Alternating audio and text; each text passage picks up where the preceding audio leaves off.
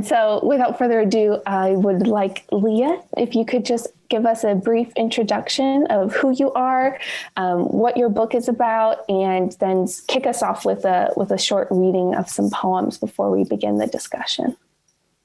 Thank you, Emily. Can you hear me? Yeah. Okay, good. Thank you everyone for being here, and thanks to the Rajas Center for hosting. One of the joys of attending some of these events is finding out more about a poet, and I really appreciate Emily's hosting. It gave me a chance to read a little more about your work and your poetry, and it's pretty electrifying. So I'm thrilled to discover more wonderful work.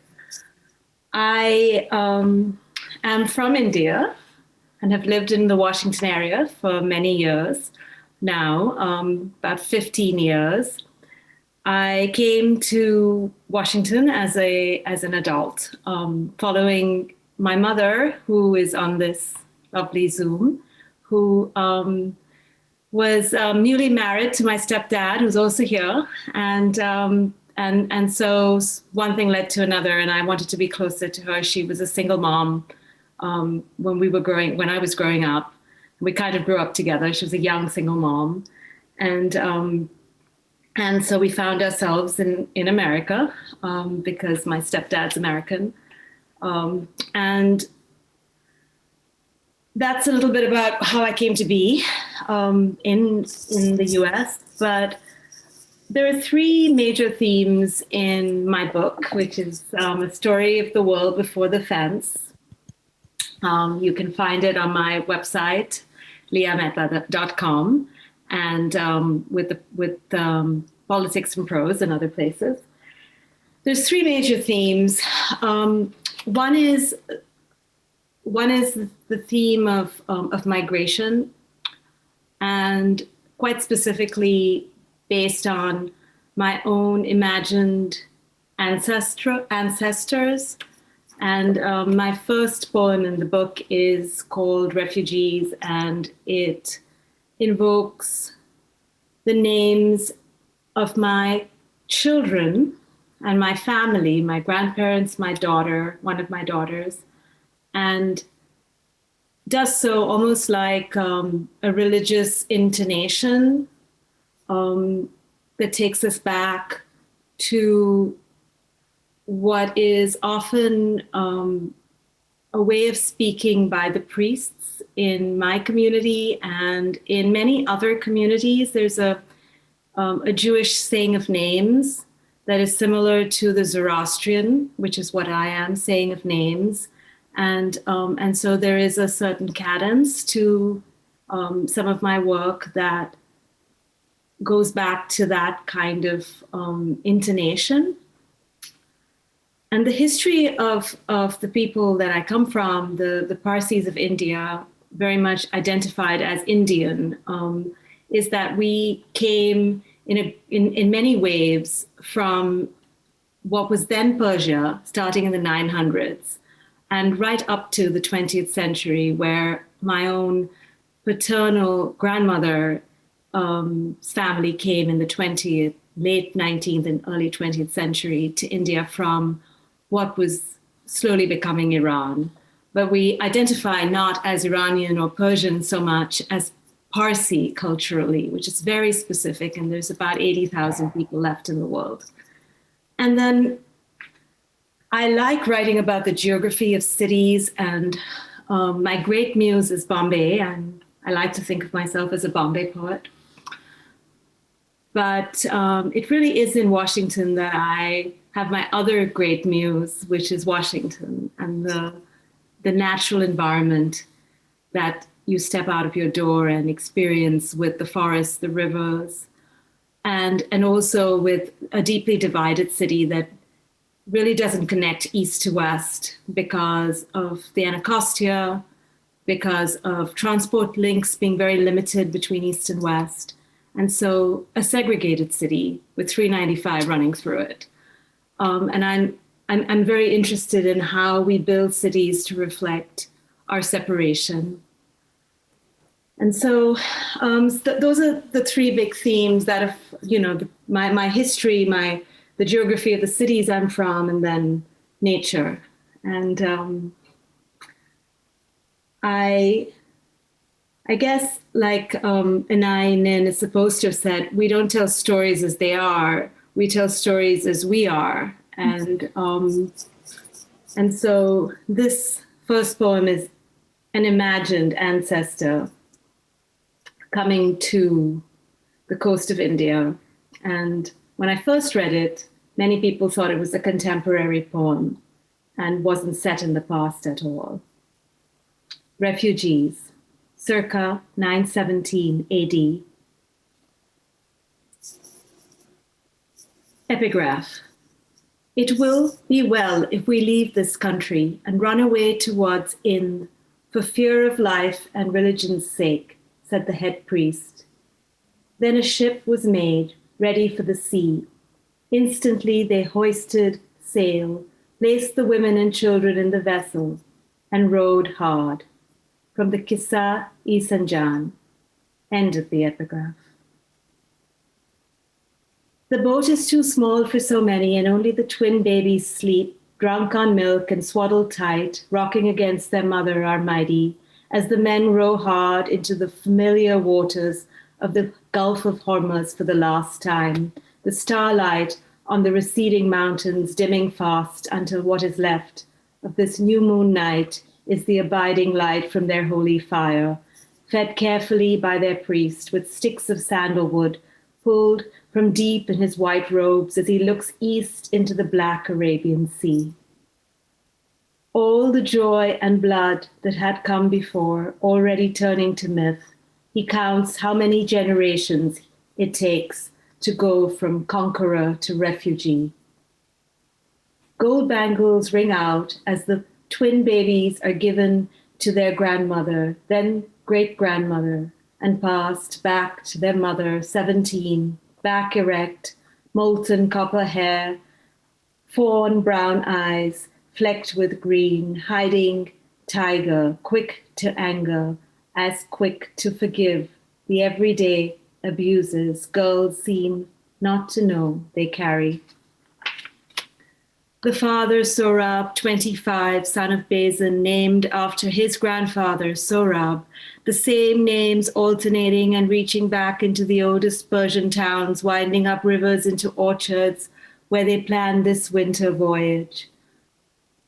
Had 4 boats in sight ahead and 6 behind him. But now they are hidden by night as they roll with speed, the wind still, the vessel's arrows through the air. So when tired eyes stir with the new dawn and the babies, Bazan and Avan, tug with little hands to drink, steam from their breath against her chest, their mother lifts her head as the men cry, Hindustan. She does not expect rose petal beach, like silk shivering before her. Armadi pulls herself to her knees to look at this land at the water's edge that shifts and stirs as if it is made of wings, disturbed by the coming of her people, only to gasp as flocks of long-limbed flamingos rise up into the sky and scatter, revealing a sanctuary of white beach. Thank you, Emily. Thank you.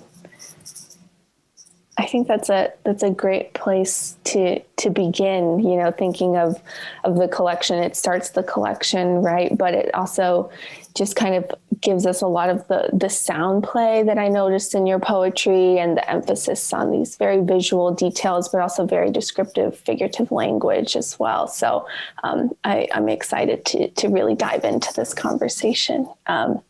And I just wanted to remind everyone, if you have questions throughout our conversation, just put them into the chat window. I normally try to keep an eye on everything so we can kind of weave them in through the discussion as we get to them.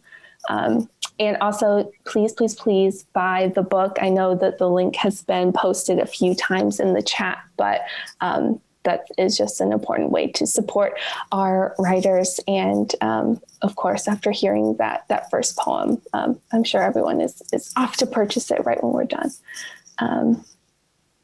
Yeah, so I guess we'll just dive right into some questions. Thinking of, how you kind of prefaced that piece as something that people didn't necessarily realize was set in a previous time, how they kind of initial readers were thinking that it was a contemporary poem. I'm thinking of the title of the collection, A Story of the World Before the Fence, and how that kind of frames these poems also as stories or retellings and things like that. And I wonder if you could talk a little bit about, that sort of balance between the storytelling or the retelling or the imaginative telling of these pieces, and how you kind of worked through those in setting up this collection. Sure. So there is the idea of inspiration, that the seed of each poem, whether it's a visitation or something you see, and usually for me, there's a very big idea that comes to me, and it is only in the writing of the poem that I actually get to the point of the end of the poem, which I don't know when I started. So in this particular case, the beginning, the idea was to recreate a journey. I'd always wanted to recreate a journey by boat, and separate out this idea that we all are divided by space or by national boundaries or by fences or by anything. And so in the early time when I was writing these poems, and they've been written over the last 15 or so years, some more recently, in the last 5 or so years, there was a sense that I was trying to bring out a feeling or an emotion of an epiphany of what connects us, what makes us belong to one another. And so initially the title of the book was not the title of the book. It was a different title, and the collection was a different collection. And slowly over time, I think one is illuminated by the reading by other readers and by rereading, that there is a thread that is tying together these moments of inspiration, and the moments of inspiration are the bigger ideas of things like how do we belong, how do we recreate our ancestral journeys, with the view that we are surrounded by migrations every day. We're surrounded by stories of migration, different kinds of stories of migration. And how do we put the particular person into those stories of migration? But also how we are divided by loss. And so the other big idea is the idea of loss. When you lose someone beloved, whether it's someone in your family, or the title poem, Fences, in which I have lost a friend who was in her 40s, and she was only 40, and she was lost to cancer and left behind 4 very young children. I don't know if that quite answers it. I felt like I rambled on a little. No, that's great. I think, you touched upon a lot of kind of key things that I think we'll tease out further in the conversation, but I wanted to kind of go to that poem, Fences, and let me just flip to it. There's such a way that when we get to that poem and we get to the line that is the title of the collection, it almost feels like it's kind of clicking everything into place. And so I wondered if you could talk a little bit about the realization, what got you to that moment of, okay, this is the title. This is kind of the frame for the collection. Because I think, at least when I'm in the process of putting together a thesis manuscript, it's like pulling teeth for me to find a title. I'm like, I don't know. I feel like I'm grasping at straws. So maybe this is a selfish question just for my own sort of creative pursuits. But, what kind of did it take for you to finally see that click into place? It was an interesting experience because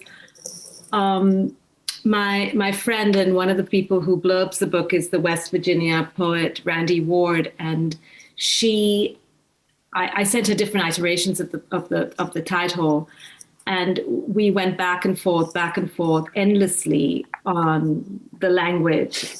And then I did that with other members of the community of writers, which is why the community of writers is so important. And, it was not an easy place to end up. But I think that by hearing what your readers feel about and see in the collection, you have echoes of what the title can become. And so that process, I think, of having readers and allowing yourself to be part of a not necessarily critical community, but a community of readers is really important. Yeah. I don't know if that answers the question. It does. Yeah, let's talk a little bit more about that community, because you're here with the Writers Center, but you're also very involved with the Inner Loop in DC, and there's so many different reading series and groups and bookstores. DC is such a vibrant literary space. I wonder if you could talk about how you broke into the literary community, how you started kind of fostering these nurturing groups. Yeah, Amy's saying we love the Inner Loop. I know that was one of the first places that I did a public reading of my own work, and they're very special to us. And that was actually the place at where was it, Amy? Was it at Second Story? No, not Second Story Books. The place next to Union Station. Do you recall? Solid State Books, yeah, which is the most amazing bookstore. Hopefully we can get back to it soon. But that's where I heard Amy read for the first time, actually. Oh, wow. And so, I'd love to talk about the community. It's interesting, you come from a different country and you don't realize how there is this internal process of amnesia that occurs because it's such a huge trauma to switch countries that you don't even realize. I mean, I didn't realize. It wasn't like I had come with $10 in my pocket and had this tale of, rags to riches in America or anything like that. I was supported by a global community of friends and other, I'd been to Oxford and lived there. So I came to America, and yet, in a sense, with a lot of privilege, and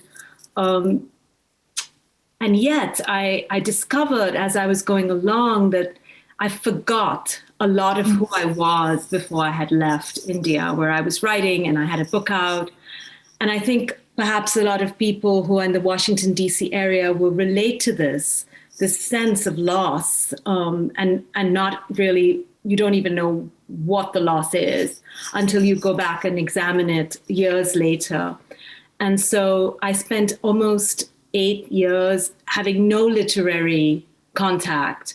I started a new job. I went back to university. I tried to make my way in a city of many immigrants as well. This is a city with all the nations represented. And also I discovered as I went along that it wasn't just me who was displaced in a sense and craving a sort of a restart and craving my tribe, but there are a lot of Americans who are also displaced because they're moving, from other parts of the country and are in a constant state of exile and flux. And so the first place that I came was the Writers Center. I think it was in 2013. It was shortly after Richard Blanco had read his inaugural poem for Barack Obama's inauguration.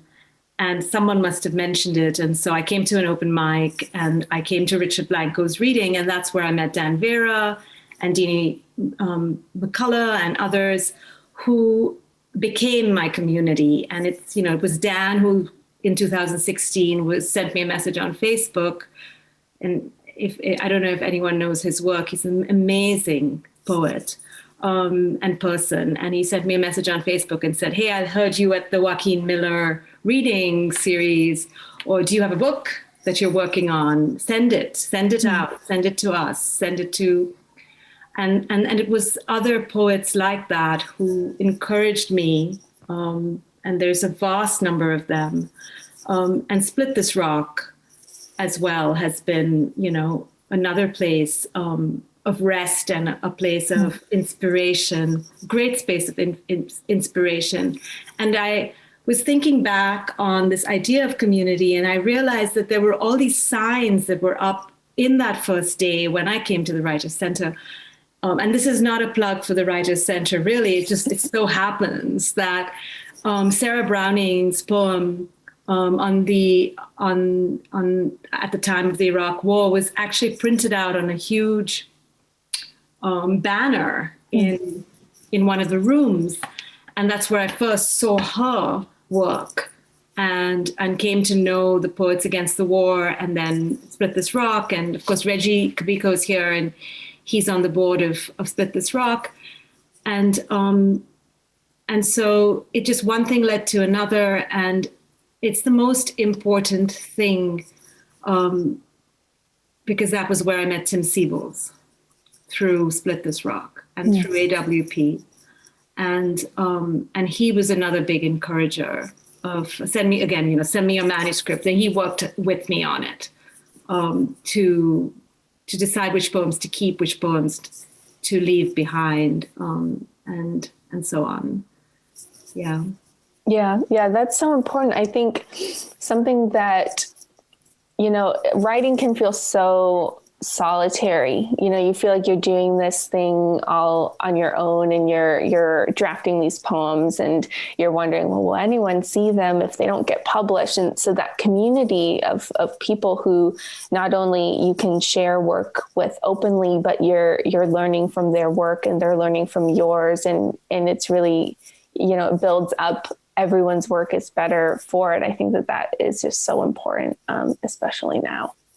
Yeah, and I think the spoken word for poets, the spoken and the written, and even if you're not a spoken word poet, reading your work aloud has a certain. It really is part of the poetry process in a way that is less so with essays and fiction, though more and more with audiobooks and with essays being read aloud in podcast form. We're seeing more of the spoken word on radio and on our phones and everything. But it's really important to recognize how important that speaking out is and speaking aloud, particularly for activist poetry, because it is freedom of speech, as Reggie Kabiko talks about in an interview with Andy Shalal. It's about expressing things that we can't really express sometimes in other forums. And there's a safety in that ability to express extremely difficult subject matter that places like the Writers' Center and Split This Rock and the Inner Loop allow one to do. And there's no judgment, and there's a huge opening up of the collective ability to reestablish trust as people between us, between reader and writer. But in addition to that, the interesting thing is that you have a huge community of editors who also write, like yourself. And I think that that's like a critical piece of this community of readers, writers, and editors, because I don't think editors are just gatekeepers. I'm sure that they are in many cases, and I've been an editor, and I think that most of the time it's perhaps the lack of time that they can't include everybody, because you can't reach and include everybody. I'm an editor at Plume, and at Plume we only do 14 poets an issue. So we really can't, there's only so much we can do in terms of including everybody. But there's enough journals to include everybody. The table is pretty, it's pretty infinite because there are so many journals. But the editors are a very important part of it. Yeah, I love that point about, reciting and saying your poetry out loud, because it gets back to the origins of poetry as a oral form, a musical form. And I think that, even if you're only writing for the page, you might say, well, I'm not going to read this out loud, or I'm not going to do an audiobook. But there's something so special about hearing those words aloud and seeing how they're interacting with each other on a sonic level. And I definitely noticed that with some of your poems in here. But before we get back to that, I didn't want to miss this one question in the chat from Ron, who's asking, how does one find a community of writers? And, that is definitely a huge question, and especially an important question now with kind of local in-person community spaces not open. So I wondered, Leah, if you had any just kind of tips or general suggestions. Not that you need to have all the answers. Well, in the past, it was, you go to events and you show up and you find a friend, and then one friend comes with you to the next event. And I think I have one of my friends out there in the Zoom somewhere, who was my friend, who would come along. And I think that's probably a nice place to start, so you're not feeling very spare and sitting on a chair all by yourself and thinking, what's going on. Reading at open mics takes a lot of courage, but I think that's another place to go. Perhaps now on Zoom, the place to go is these wonderful craft events, and this is one of them, but this isn't as much, a round table of craft. But there are community workshops, and I attended one of them in person at GW, at George Washington University. They do a community workshop on Wednesdays in a semester, and it's in different genres, depending what your genre is. And the question was from Ron. I don't know what your genre is and if it's poetry and where you are, but I think the community workshops are a wonderful way of joining in and just getting out to small events. Yeah, that's great. I think, we have some people posting different options in the chat as well. Meetup is one. Definitely the Writer Center is a virtual place where such connections can occur. And then we have a request to hear some more poems from Aileen. So maybe, Leah, if we wanted to talk a little bit about some sound and some musicality, I wonder if you could read, I was thinking either Nudes 1 or I think Home. I also just noticed a lot of pop-up sounds, but I don't want to put you on the spot, but if you wanted to maybe read something that would then lead us in that direction. Sure. Yeah. Home is a really interesting poem, and I'm thrilled that you noticed sound in it, because it really is about the sound and the cadence, and it's what I've been trying to do with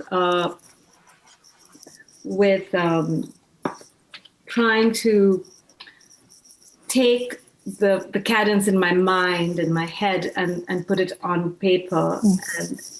And so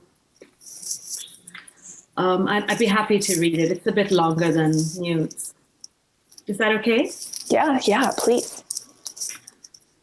Home, Tokyo. The river comes to view in the darkness. A light across the bank is burning softly. The homeless are asleep except this man who warms his face as he drinks himself to life. It is 2 a.m. The birds, as big as dogs, are restless in their nests in the cherry blossom trees. The fire across the bank goes out. The sun's white light illuminates a highway with bands of speeding trucks. 6 a.m. again, and I am here in a place where a restless morning sun is a measure of my heart. I walk past an empty swimming pool and tennis courts, temples and schoolyards, neighborhoods with kumquat trees and front yards. Still I cannot shake you, a fellow traveler in a strange land to whom I will never confess my love.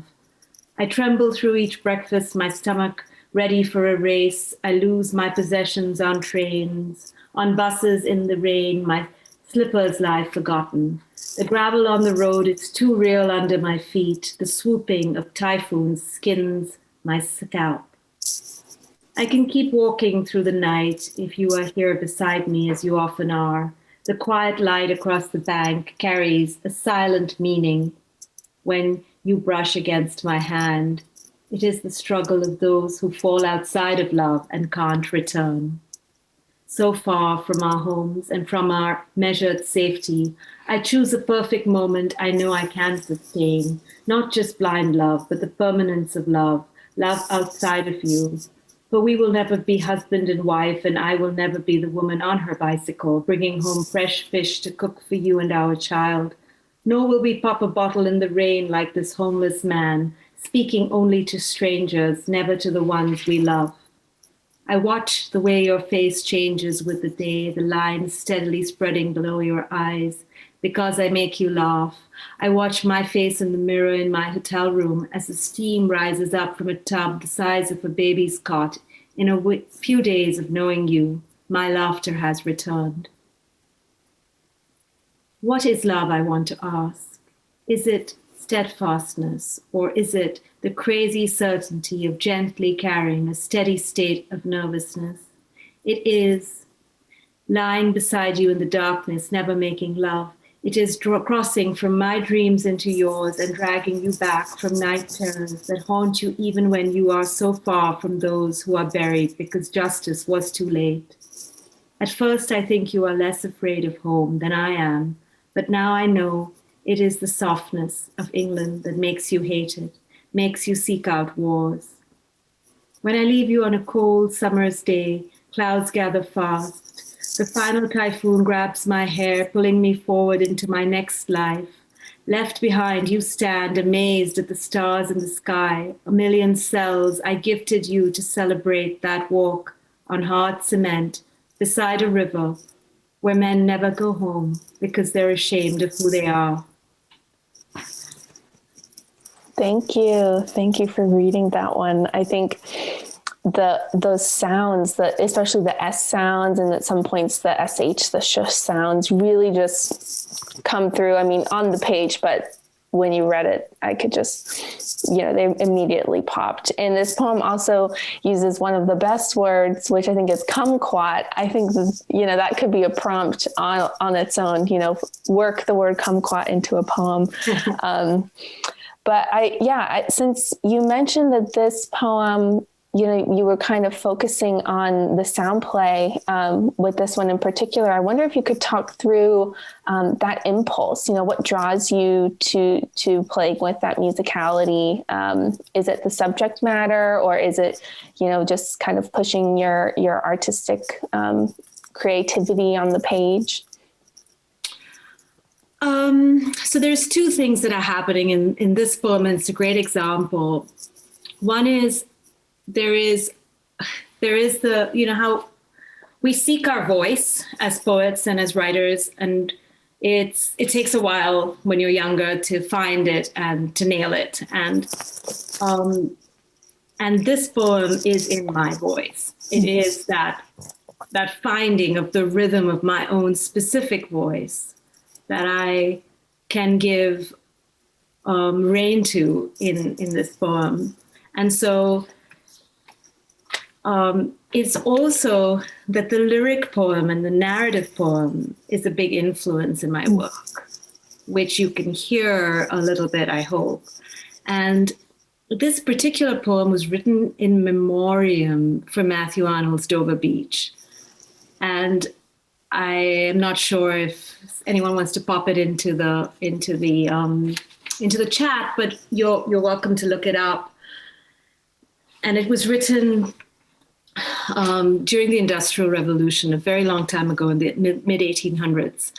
And the lyric poem is very much an influence in general, and part of my longer works also are influenced by it. The elegiac poem and elegy, again, for the loss of big ideas, or the loss of someone beloved, or the loss of a sense of belonging. Those are the elegies that I kind of am writing to. So the impulse is to create sounds that bring out that elegy. And it takes a very long time for the poem to form for me. This was written in 2005. And it took, a year or so for it to form. And I had aspects of it, but I couldn't quite put them down on the page till the whole poem came to me in one sitting. And then, of course, I tweak and do things with them. And the important thing is and from a craft perspective, is that when you let the reader in, the reader can do one of two things, I've noticed. The reader can say, oh, this is overwritten and isn't comfortable with it. Or the reader can say, this hasn't been written enough. And so where do you put in enough detail? So the places of editorial change in this poem was small, but they were adding detail. And it came from Tim Siebels, who's remarkable poet and teacher. And he sort of said, I want one more piece of information from you in this poem.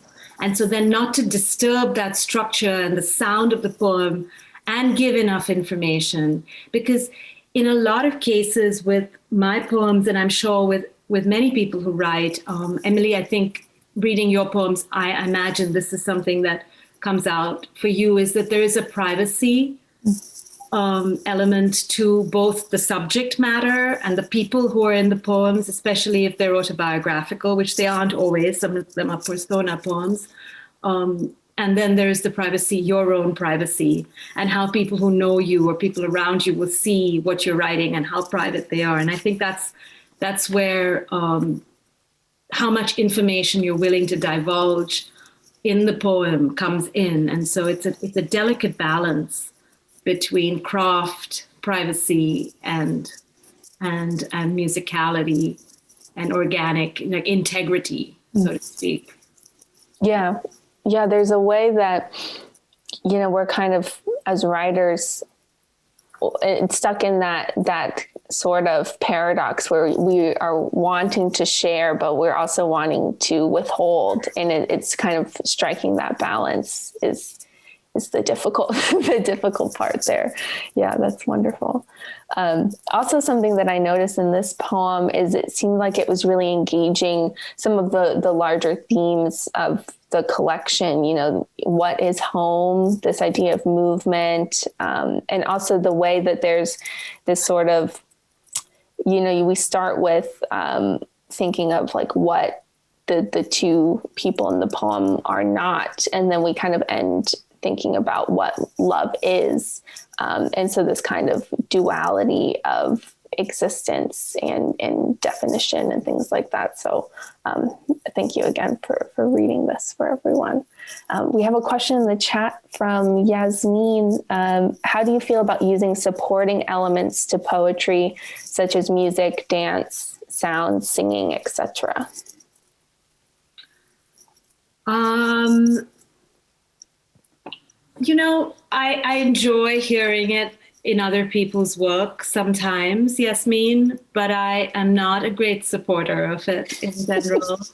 I prefer to hear the poems without any accompaniment, usually, and that's just my personal preference.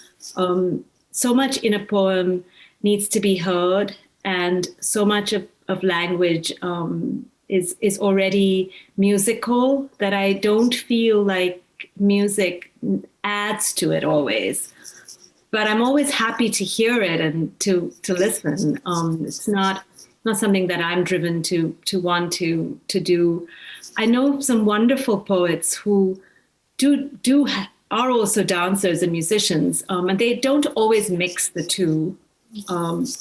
And I love that they can dance, and I love to watch them dance, and then I love to hear them listen to poetry.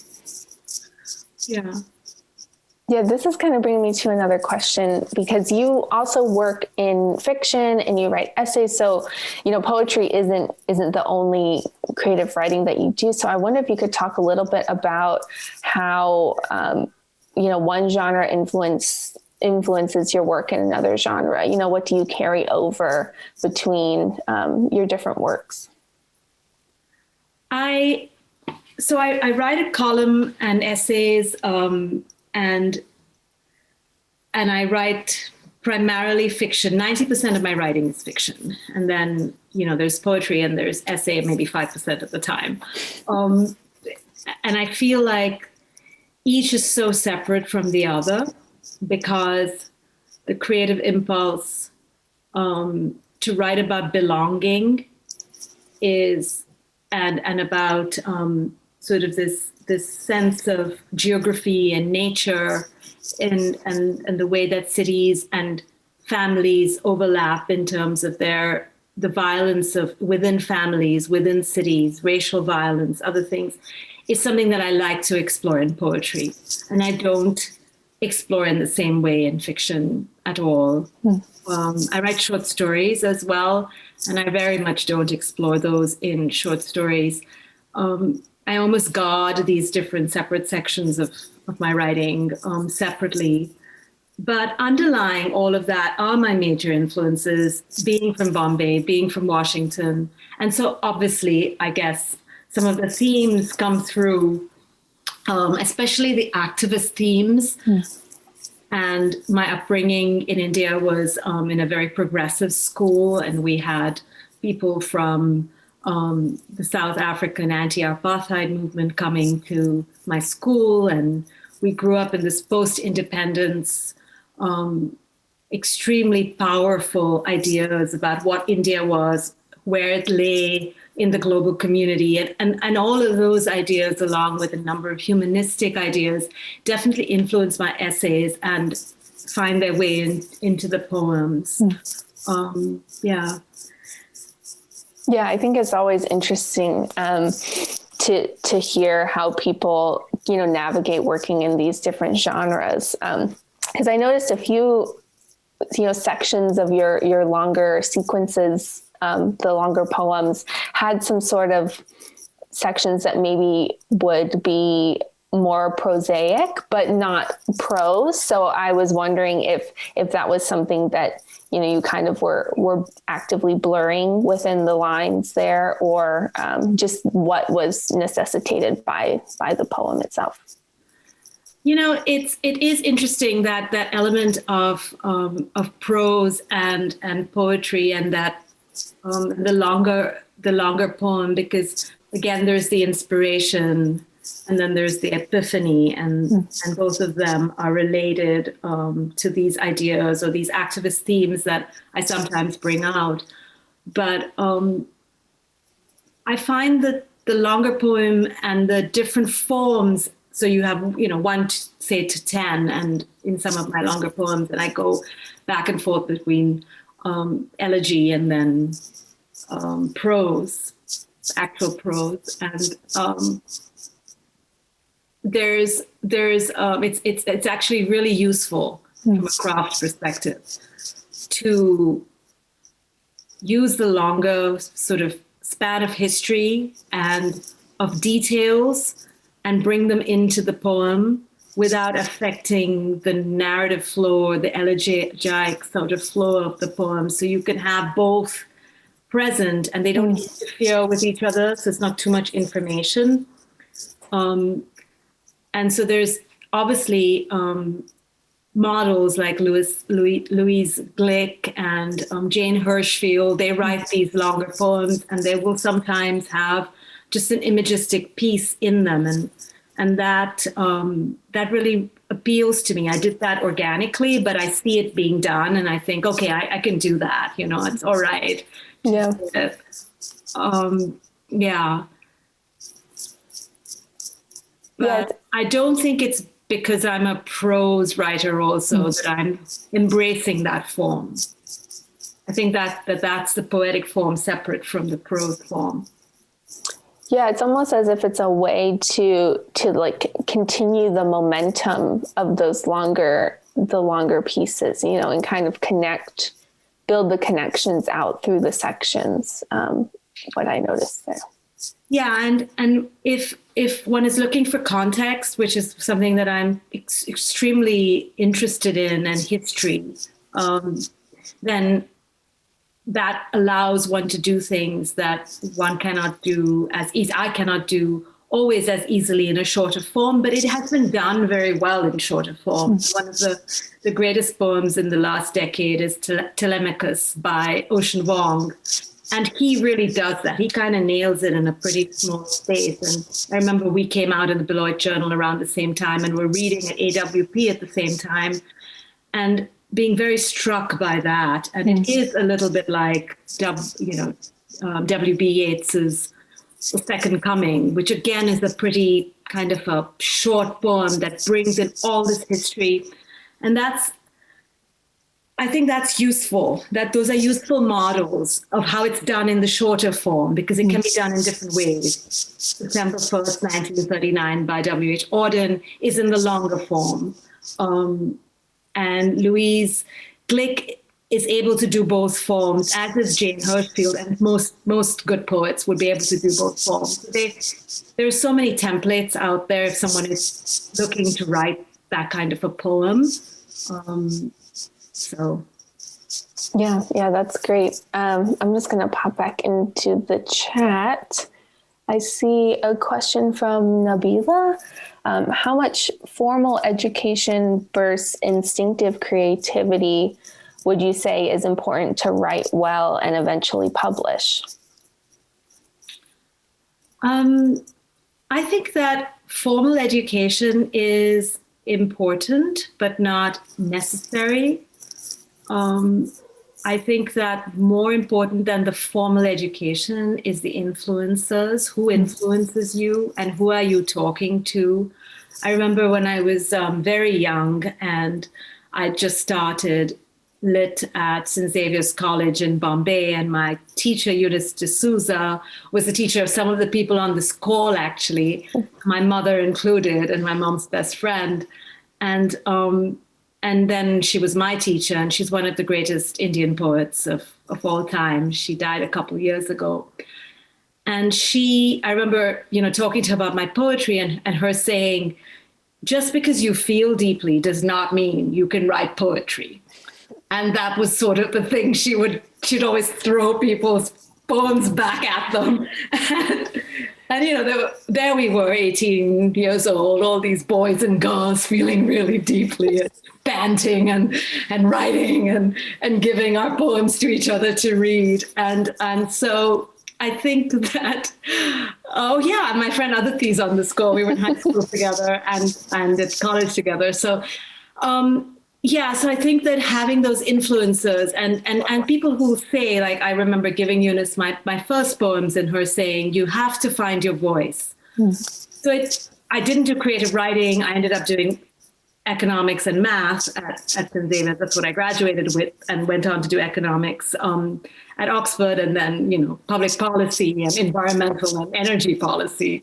So I don't have the formal education of the MFA, but I like to listen to other poets. I like to be influenced, and I like to hear back from them. And if Tim Sebold says to me, hey, Leah, can you please just write this as a story and take this poem out?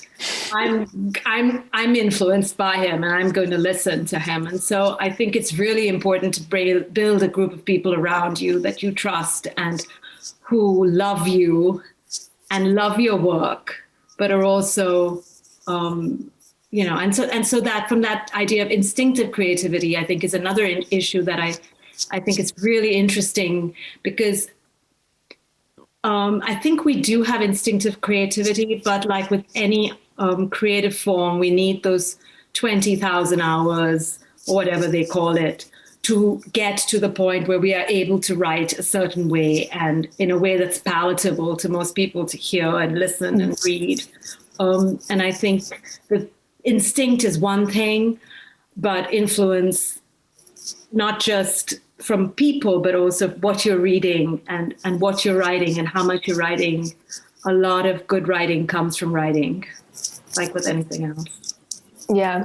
One of the first things you said to answer that question really struck me, who are you in conversation with? And it's so important to remember that all of our writing is in conversation with the writers that we're reading and admiring and learning from before, but it will also be in conversation with those who are writing after us. And so just thinking of ourselves as part of an ongoing conversation is just a great way to continue that sort of creative push. I have a few more questions. We are getting close to the end of our conversation.